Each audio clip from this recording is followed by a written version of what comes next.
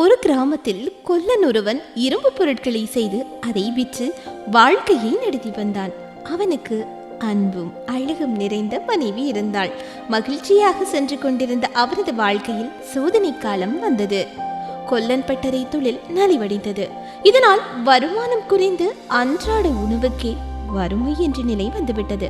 இதனால் கொல்லன் மனதில் விரக்தி குடிகொண்டது. ஒரு நாள் கொல்லன் மாலை வேளையில் மனைவியின் மடியில் தலை சாய்ந்து வானத்து நட்சத்திரங்களை பார்த்து கொண்டிருந்தான். அவனது மனதில் எதிர்காலம் குறித்த கவலைகள் எழுந்து கண்ணீர் துளியாய் வழிந்தோடியது. இதை கண்ட மனைவி, என்னங்க, எதுக்கு இப்படியெல்லாம் கண் கலங்குறீங்க? இந்த தொழில் இல்லைன்னா என்ன? பக்கத்து காட்டுல போய் விறகு வெட்டி அதை பக்கத்துல இருக்கிற கிராமத்துல வித்தா 4 காசு நமக்கு கிடைக்குமே, அதை வச்சு நாம ராஜாவாட்டம் வாழலாமே என்றாள். மனைவியின் ஆறுதல் கொல்லனுக்கு புது நம்பிக்கையை புது உற்சாகத்தையும் கொடுத்தது. அடுத்த நாளே காட்டிற்கு சென்று விறகுகளை வெட்டி விற்று வந்தான். இந்த தொழிலால் அவனுக்கு ஓரளவு வருமானம் கிடைத்தது. அன்றிலிருந்து அவனது வீட்டில் தினமும் சோளக்கஞ்சி, அத்துடன் மனைவியின் அன்பும் அவனுக்கு ஓரளவு மகிழ்ச்சியையே தந்தது. இருந்தாலும் அவனது மனதில் சற்று சோகம் இருந்தது.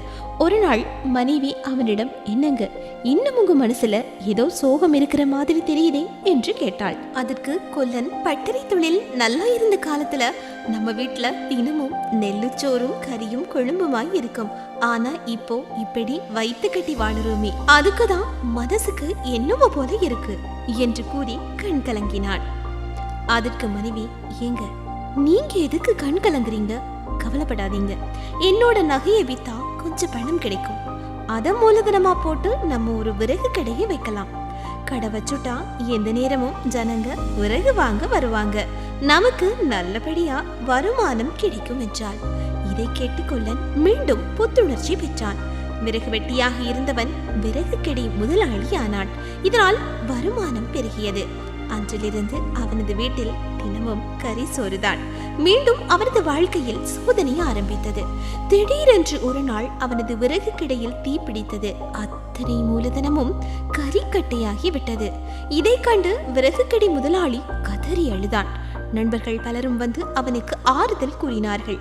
மனைவி அவனது கண்ணீரை துடைத்து, இப்போ என்ன நடந்துச்சுன்னு அழுதுட்டு இருக்கீங்க?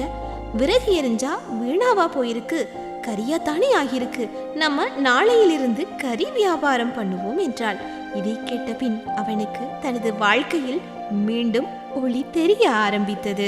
ஆம் உறவுகளே, ஊக்குவிக்கவும் உற்சாகப்படுத்தவும் ஒருவர் நம்முடன் இருந்தால் விண்மீனையும் எட்டி பிடித்து விடலாம். வாழ்க்கையில் நமக்கு ஏற்படும் கஷ்டத்தில் இருந்து மீள ஏதேனும் ஒரு வழி இருக்கும். அதை சரியான தருணத்தில் பயன்படுத்தினால் நிச்சயம் வாழ்க்கையின் வெற்றி கனியை எட்டிச்சு வைக்கலாம்.